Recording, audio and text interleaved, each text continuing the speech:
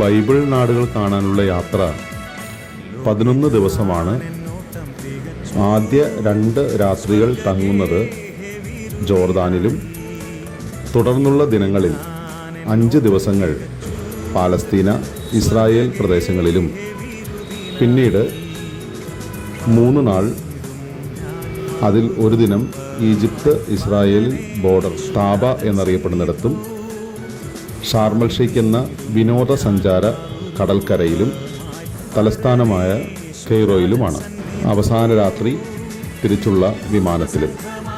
ഇങ്ങനെയാണ് നെടുമ്പാശ്ശേരിയിൽ നിന്നും പോയി തിരിച്ച് നെടുമ്പാശ്ശേരിയിൽ വരുന്നത് വരെയുള്ള 11 ദിവസങ്ങൾ.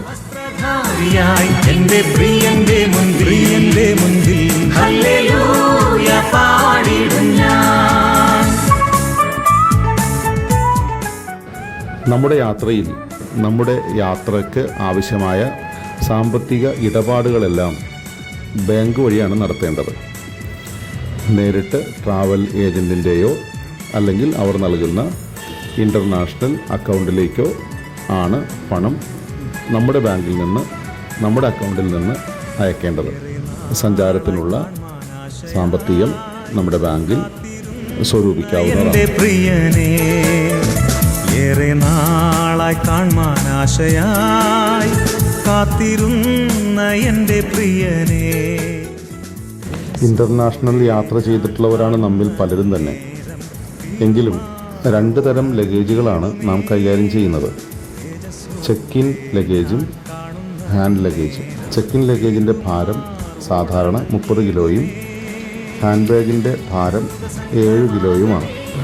ചെക്ക് ഇൻ ലഗേജിൽ നമ്മുടെ സാധന സാമഗ്രികൾ ഭദ്രമായി പാക്ക് ചെയ്യുക. പരമാവധി ഭാരം കുറച്ചു പോകുന്നതാണ് ഉചിതം. അതിൽ വസ്ത്രങ്ങൾ, ഭക്ഷണ സാധനങ്ങൾ, ആവശ്യമായ മരുന്നുകൾ, വിശുദ്ധ സ്ഥലത്ത് ആശീർവദിക്കപ്പെടേണ്ടതായ സമ്മാനങ്ങൾ, പാദരക്ഷകൾ ഒക്കെ വയ്ക്കാം. ഹാൻഡ് ബാഗ് അത്യാവശ്യ കാര്യങ്ങൾക്ക് വേണ്ടിയിട്ടുള്ളതാണെന്ന് ഓർക്കണം. അതിൽ നമുക്ക് ബാറ്ററി സംബന്ധമായ കാര്യങ്ങളുണ്ടെങ്കിൽ, അതായത് ചാർജറ്, ഫോൺ, മൊബൈല്, ലാപ്ടോപ്പ് തുടങ്ങിയവയും നമ്മുടെ അത്യാവശ്യ പണം, മരുന്നുകളും മാത്രം. അതിൽ കത്തിയോ മൂർച്ചയുള്ള മറ്റു കാര്യങ്ങളോ വയ്ക്കാതിരിക്കുന്നതിന് എപ്പോഴും ശ്രദ്ധിക്കണം.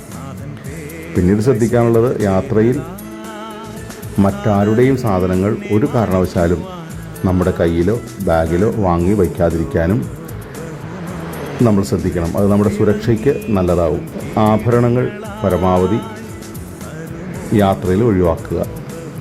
പാസ്പോർട്ടും ടിക്കറ്റും മറ്റ് പേപ്പറുകളും ഭദ്രമായി ഹാൻഡ് ബാഗിൽ സൂക്ഷിക്കുക. നമ്മുടെ നാട്ടിലേക്കാൾ പോക്കറ്റടിക്കാർ കൂടുതലുള്ളതാണ് നമ്മൾ പോകുന്ന യാത്ര ചെയ്യുന്ന സ്ഥലങ്ങൾ എന്ന് നാം തിരിച്ചറിയണം.